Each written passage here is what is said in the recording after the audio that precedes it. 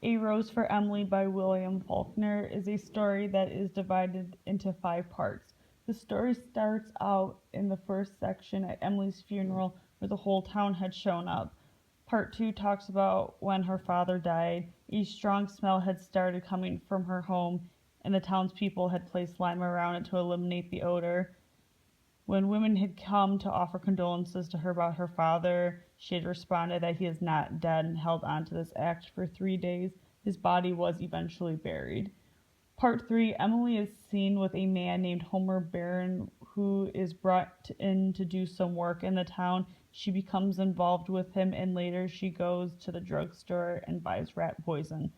Part 4, the relationship between Emily and Homer got to where the townspeople thought that they were to be married, but after the project had been done, Homer was no longer seen, and Emily had also disappeared for some time. The only person that saw her was a servant that went in and out of the house. Other than that, people only saw a glimpse of her through the window. She eventually died in her home. Part 5, after Emily dies, town people came to view her body in her home. With the door upstairs that had not been opened in 40 years was open. Laid out on the bed was a corpse in a suit that was Homer. On the pillow next to his decayed head was a long strand of iron gray hair. The piece I compared it to was a review by Arthur Clements and Mary Bride, was in response to an argument about Emily never lying with the dead body of Homer.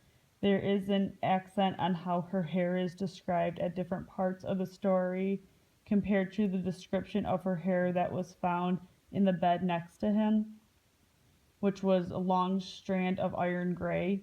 When her father died is when it was cut short, but this was before she met Homer, and there was no mention of her hair color, and there was not until she was seen in public a later time. Her hair was turning gray, and over the next few years got grayer till it was a salt and pepper iron gray. The amount of dust that was surrounded by the body had suggested that she had not entered that room for many years before she had died. I don't think that based on her hair changing, you can make any conclusion about whether she did or did not lay with the body. She could have simply cut a chunk of her hair off and laid it down beside him. There was also a long period of time that no one saw her, so who knows what her hair was like during that time. After reading the story a few times in different articles, I think the section that stood out that is a good hint of what was to come after she had bought the poison was, so the next day we all said she will kill herself, and we said it would be the best thing. When she first begun to be seen with Homer Barron, we had said she will marry him. Then we said she will pursue him yet, because Homer himself had remarked he liked men, and it was known that he drank with the younger men in the Elks Club, that he was not a married man.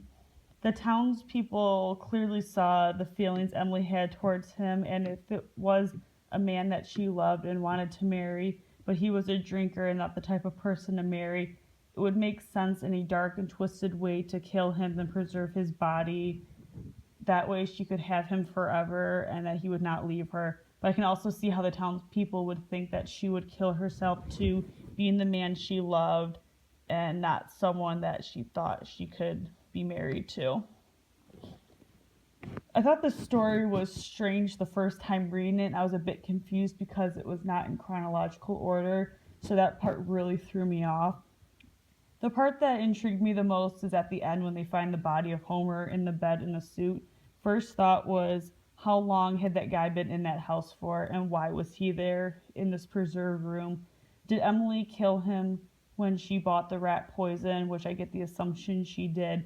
If so, why did she kill him? Assuming he did not just die in the suit laying on the bed, the amount of work she would have had done to get him into that state seems to be a lot of work, so hopefully her reasoning to hold on to him was worth it. There are many unanswered questions at the end of the story, and I'm not a fan of stories that you have to try and draw your own conclusions to. Another thing is, why are people so intrigued about what is behind closed doors? I've seen enough horror movies to know that you never open the closed door because nothing good is ever on the other side. Section 1 did not flow with the rest of the story. And I think it was originally as a prelude that the death of her father and the shutting out to the world, meeting the guy and shutting out again, led up to this act of preserving a body in her house. But the part about the not paying taxes seems to be the part that did not fit in with the rest of the story and could have been eliminated without changing the story. Overall, I would give this piece a 3-star rating. The piece stayed interesting, but it's not the type of genre I like to read, and I also felt that there was a lot of unanswered questions when I was done reading it, and for it not being a series, I don't like that in a story, and for that reason is why I'm giving it a 3.